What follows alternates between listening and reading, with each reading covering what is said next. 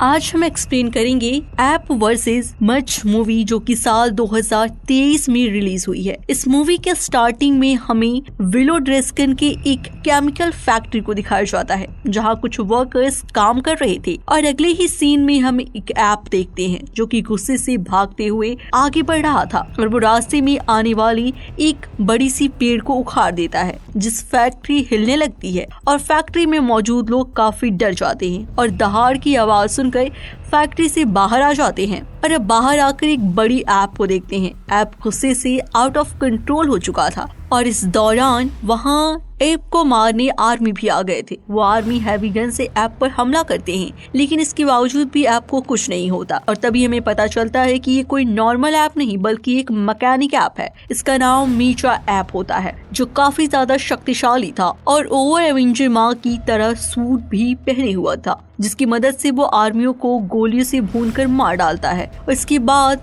Scene shift होता है और अमेरिका के नेब्रास्का जंगल को दिखाया जाता है। उसी जंगल में हम एडलर नाम की एक आदमी को देखते हैं जो कि ड्रोन उड़ा रहा था। तभी वो आदमी नोटिस करता है कि उसकी ड्रोन को कोई हीट करके नीचे फेंक देता है। इसके बाद हम नासा के रिसर्च सेंटर में जारा और पियर्स को देखते हैं जहां उन्हें पता चलता है कि उनकी ब्रावो रिट्रीट के एक्सपीरियंस को किसी ने वृत्त किया है जो कि आपके करंट लोकेशन थी और उन्हें ये भी पता चल चुका था कि आप अब बाहर आ चुका है।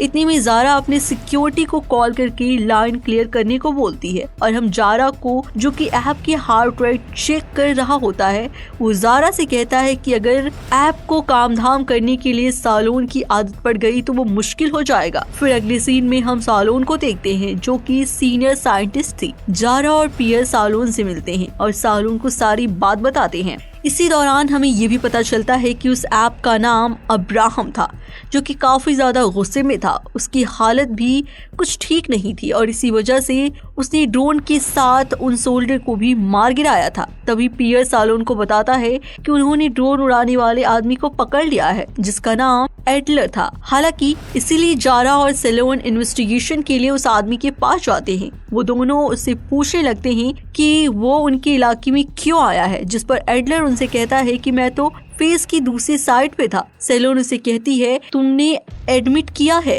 कि ड्रोन तुम्हारा है जिस पर एडलर कहता है कि मैंने कुछ गलत नहीं किया।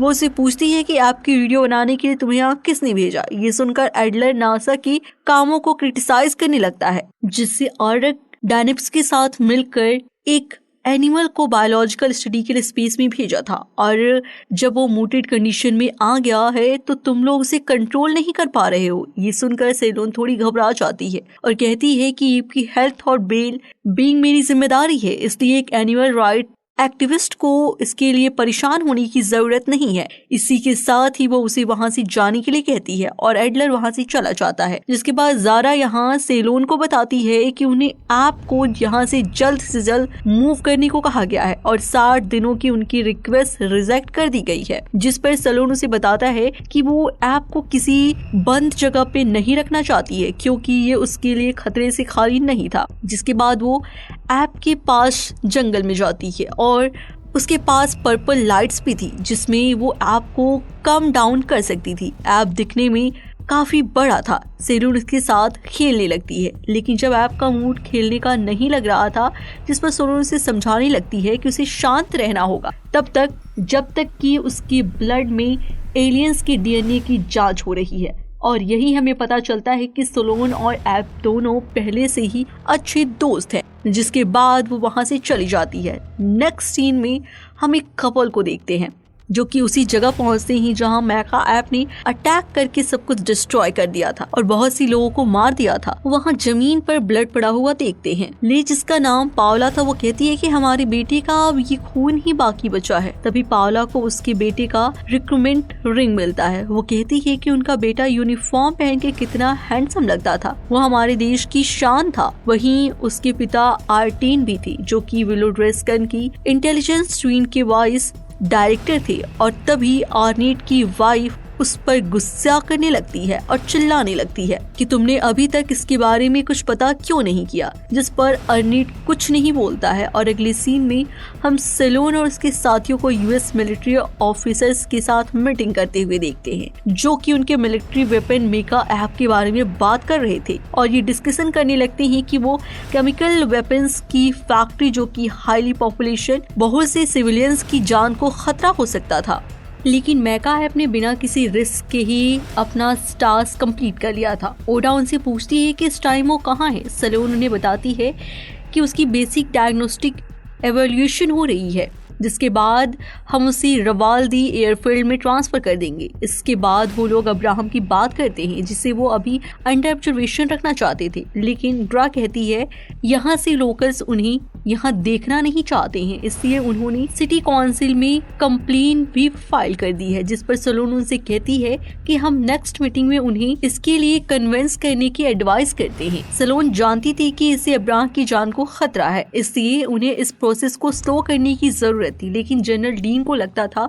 कि इससे कोई फायदा नहीं होगा और वो अब्राहम की तरह से वाशिंगटन डीसी में किए गए हंगामे के कारण भी गुस्से में थे, जिस पर डॉक्टर स्पियर्स उनसे कहते हैं कि वो अब्राहम में किसी तरह भी एलियन डीएनए को म्यूट करने के लिए प्लाज्मा सुप्रेस को यूज कर रहे हैं। जनरल डीन उनसे पूछता है कि इस चीज की क्या गारंटी है कि वो ऐप किसी और बड़े शहर को अपना निशाना नहीं बनाएगा, इसलिए वो उन्हें अब्राहम को डियो की कस्टडी में भेजने का कहते हैं, लेकिन सैलून अभी भी उनकी बात मानने के लिए तैयार नहीं थी। नेक्स्ट सीन में जनरल डीन और ड्रा अपने एक सीनियर हैमिल्टन से मिलते हैं और उससे सारी सिचुएशन के बारे में बताते हैं, लेकिन हैमिल्टन उनसे कहता है कि इससे आपको खतरा हो सकता है, लेकिन हमने उसे इतने सालों बाद समंदर से निकाला था, अब उसे फिर से एक सेफ जगह ले जाकर डीएक्टिवेट कर रहे हैं। दूसरी तरफ हम फॉरेन इंटेलिजेंस डिपार्टमेंट में आर्नीट को देखते हैं, जहां उसकी वाइफ पावला भी वहीं रहती है और आर्नीट को ये न्यूज़ मिलती है कि उन्हें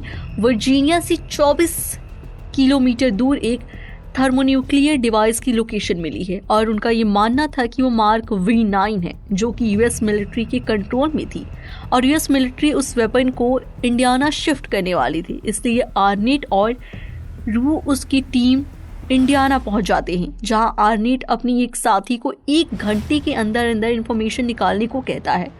नेक्स्ट सीन में हम देखते हैं कि एयरक्राफ्ट से बाहर निकलने की ऐप कोशिश कर रहा था और कुछ ही देर में सैलून को कॉल आता है कि वो प्लेन नीचे गिर गया है, जिसके कारण वो काफ़ी ज़्यादा परेशान हो जाती है, क्योंकि उन्हें प्लेन का मलबा तो मिल गया था, लेकिन वो लोग मेका ऐप को लोकेट नहीं कर पा रहे थे। सैलून और ज़ारा के वहाँ से जाने के बाद डॉक्टर पीएस के पास एडलर आता है और कहता है कि जो उनकी हेल्प करना चाहता था। एडलर असल में कॉलेज के एस्ट्रोनॉमी डिपार्टमेंट में एक प्रोफेसर था। वो उनसे कहता है कि मेरे पास एक थ्योरी है, जिसके बाद वो उसे बताता है कि इंसान इतने सालों से पूरे यूनिवर्स में इंटेलिजेंस लाइफ को ढूंढ रहा है और वो इंटेलिजेंट लाइफ उन्हें अब्राहम से मिल गई थी। वो कहता है कि तुमने अब्राहम का ब्लड स्टडी किया है, तुम समझ जाओगी कि क्या कह रहा हूँ मैं। वो उसे बताता है कि जब मेरा ड्रोन उसके पास गया तो वो उसे इग्नोर भी कर सकता था, लेकिन इतनी छोटी सी चीज को थ्रेट कंडीशन बनाकर उसकी हार्ट बीट और गुस्सा अचानक से बढ़ जाना,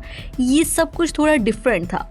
वो उसे कहता है कि हम जानते हैं कि अब्राहम और उस लिजर्ड ने वाशिंगटन डीसी में क्या किया था। अगर वो फिर से आउट ऑफ कंट्रोल हुआ तो वो फिर से चारों तरफ तबाही मचा देगा, क्योंकि जिस एलियन माइंड कंट्रोल को वो ऐप ढूंढ रहे हैं वो अगर उन्हें मिल गया तो यकीनन इसके लिए प्लाज्मा सुप्रेस यूज करेंगे। दूसरी तरफ आर्नेट अपनी टीम के साथ मिलकर उस वार मशीन को हासिल करने का प्लान बना रहा था। उसके एक साथी उसे बताते हैं कि nuclear disposal laboratory first floor पे है, जहाँ से वो मार्क V9 को लेने वाले थे। तभी आर्नेट के एक साथी उन्हें सिक्योरिटी को चकमा देकर अंदर जाने का रास्ता बताती है। दूसरी तरफ ज़ारा और सैलून भी उस जगह पर पहुंच जाती हैं जहां पे वो एयरक्राफ्ट क्रैश हुआ था और मिलिट्री ऑफिसर्स को बताती हैं कि उस वेपन सिस्टम के लिए वहां आई हैं, जो कि उस प्लेन में मौजूद था। दूसरी तरफ पावला भी आर्नेट और उसकी टीम को ज्वाइन कर लेती है और आर्नेट उन्हें 3 ग्रुप्स में डिवाइड होने का कहता है, जिसके बाद वो लैब में जाने के लिए तैयार थे। दूसरी तरफ उस मिलिट्री ऑफिसर्स और सैलून को पता चलता है कि कोई चीज साइन से बाहर आ रही थी। जो कैसल में मेका ऐप था वो भी खड़ा हो जाता है, जिसका मतलब ये था कि मेका ऐप ने खुद से ही मोबिलाइजेशन कमांड साइकिल को एक्टिवेट कर लिया था। इसलिए सब लोग अपनी अपनी जान बचा के वहां से भागने लगते हैं। दूसरी तरफ आर्नेट और पावला सिक्योरिटी को चकमा दे के लैब में घुस गए थे और उनके पास वेपन्स भी थे। इधर मेका ऐप आउट ऑफ कंट्रोल हो चुका था। वो कुछ ही देर में सिटी एरिया में पहुंच जाता है और हर तरफ तबाही मचाने लगता है। वो एक ही पल से घर को तोड़ रहा था, जिससे बहुत से लोग भी घायल हो चुके थे। बहुत से लोग अपनी जान बचा के वहां से भाग रहे थे। हैमिल्टन को जब इस न्यूज का पता चलता है तो वो उस जॉन पे गुस्सा करने लगता है और उससे पूछता है कि आखिर ये वेपन अचानक से बिगड़ कैसे गया है। इसलिए वो जल्द से जल्द उसे शट डाउन करने का ऑर्डर देता है। दूसरी तरफ सेलोन और जारा भी गाड़ी पे उस जगह पर पहुंच गई थी जहां पे वो मेका ऐप था और सेलोन अपनी गाड़ी से उतर के उसी तरफ बढ़ने लगती है। वो एक बहुत ऊंची बिल्डिंग की तरफ जाती है और वहां से मेका ऐप के ऊपर जंप कर देती है, लेकिन वो उसे रोक नहीं पा रही थी, इसलिए वो उसके अंदर घुस जाती है। वहाँ उसे पता चलता है कि मेका ऐप का कंट्रोल सिस्टम किसी ने हाईजैक कर लिया था, जिसके बारे में वो जारा को इन्फॉर्म करने लगती है।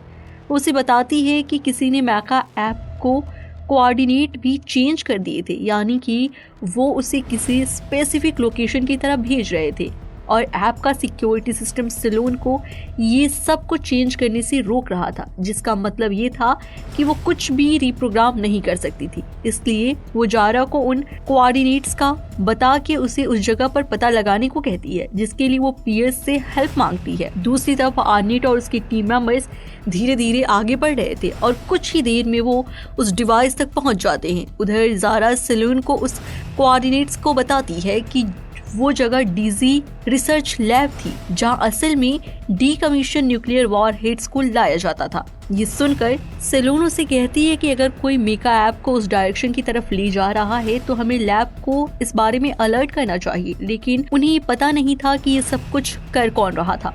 पर तभी सेलोन को उस प्रोग्रामिंग लैंग्वेज का पता चल जाता है जो कि फॉरेन का था, लेकिन सेलोन उसे पहचान लेती है क्योंकि वो कोड विलोड्रेस कर इंटेलिजेंस की तरफ से यूज किया जाता था और उस कोड को उन्होंने ऐसे डिजाइन किया था कि किसी को भी समझ ना आ सके, जिसका मतलब ये था कि मेका ऐप का कंट्रोल अब लो डस्क इंटेलिजेंस के पास था। उधर हैमिल्टन को जब इस बारे में पता चलता है तो वो हैरान हो जाता है क्योंकि उनकी सभी इंटेलिजेंस एजेंसी इस बारे में क्लूजेस थी और किसी ने भी उनकी धरती पर होने वाले इस खतरनाक अटैक के बारे में उन्हें वार्न नहीं किया था। ये सुनकर हैमिल्टन उन पर गुस्सा करने लगता है कि वो लोग क्या कर रहे हैं जिन्होंने इस मशीन को बिल्ड किया है। वो उनसे पूछता है कि उस मशीन जिसका कंट्रोल अब तक एक एनिमी देश की इंटेलिजेंस एजेंसी के पास है, उसे रोकने का उसके पास प्लान क्यों नहीं है। जिस पर जनरल डीन बताता है कि उसने नेशनल गार्ड्स की 3री बटालियन को भी उस मशीन को एलिमिनेट करने के लिए भेज दिया है। ये सुनकर ड्रा उससे कहती है कि मेका app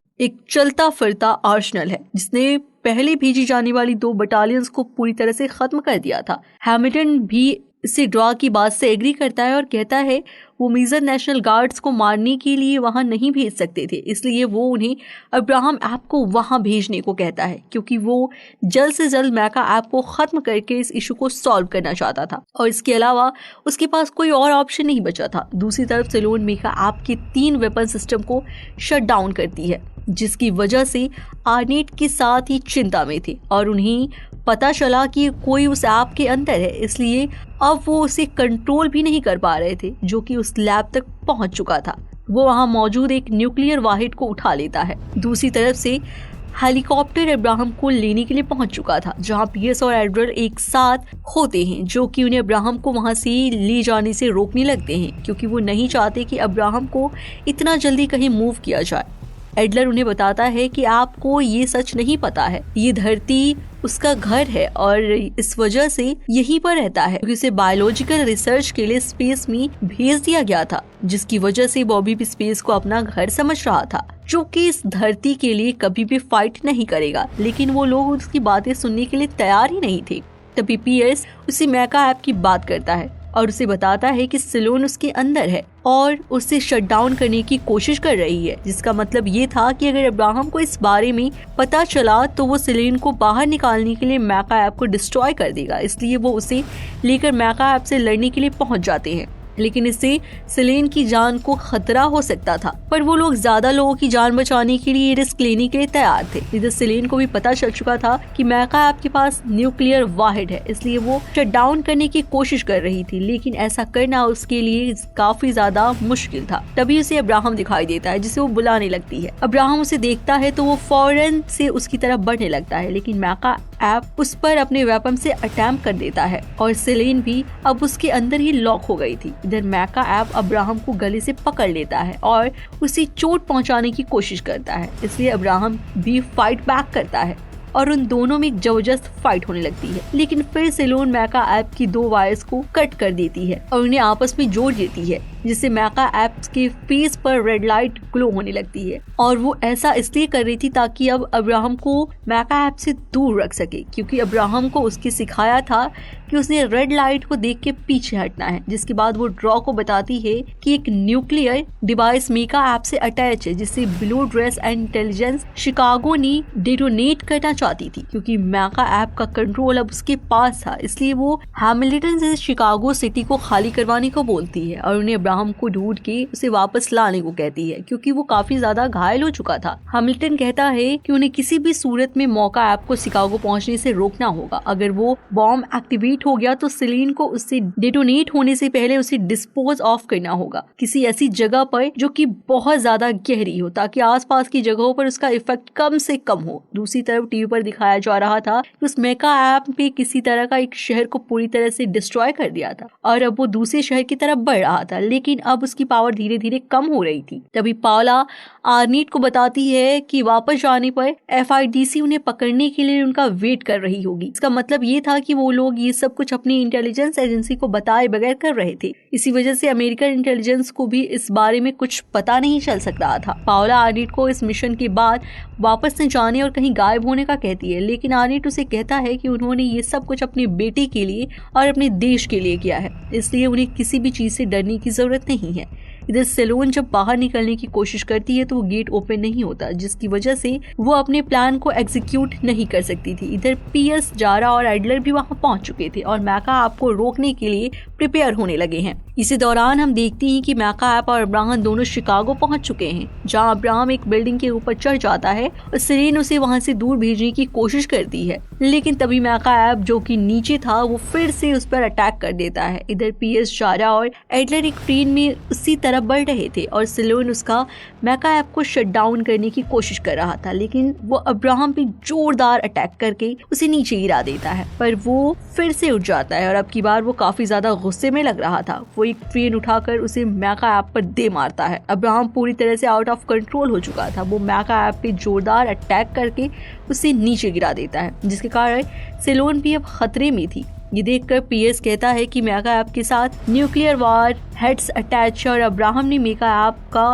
kilo power react damage कर दिया है और अगर वो मेका ऐप की इसी तरह धुलाई करता रहा तो वो रिएक्ट मेल डाउन हो जाएगा, जिसकी गर्मी से धमाका हो सकता था। इसलिए भी जल्द ही जल्द अब्राहम को रोकना होगा, लेकिन अब्राहम की बार बार अटैक के कारण सेलोन भी काफी ज्यादा मुश्किल में थी। लेकिन फिर वो किसी तरह करके मेन प्लग को CPU से अलग करके हटाना चाहती थी ताकि वो न्यूक्लियर वर्ल्ड की फेल सेफ लॉन्च को ट्रिगर कर सके।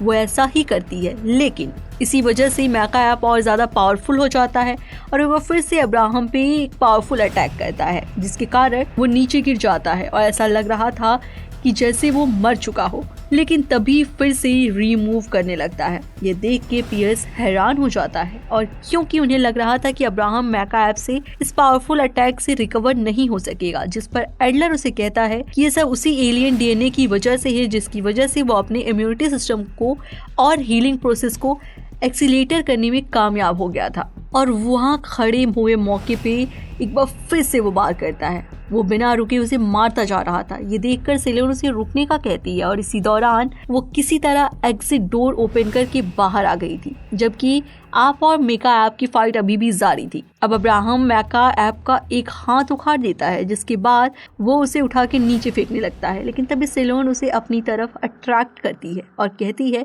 कि चलो अब्राहम गेम खेलते हैं। ये सुनते ही अब्राहम मेका ऐप को उठा के उसके पीछे चलने लगता है तभी सिलोन उसे एक बहुत बड़े गड्ढे में डालने को बोलती है, इसलिए अब्राहम मैका ऐप को उसके अंदर फेंक देता है। ये देखकर सबकी सांसों में सांसें आती है क्योंकि मैका ऐप उसी गड्ढे में ब्लास्ट होने के कारण खत्म हो जाता है, जबकि अब है। और एंड में इतना ही बोलना चाहूंगी कि अगर आपको ये वीडियो अच्छी लगे तो वीडियो को लाइक और चैनल को सब्सक्राइब जरूर कीजिएगा, क्योंकि इस चैनल पर ऐसी ही मूवी एक्सप्लेनेशन वाली वीडियो आपको मिलती रहेगी। तो चलिए दोस्तों, मिलते हैं आपको अगले वीडियो में।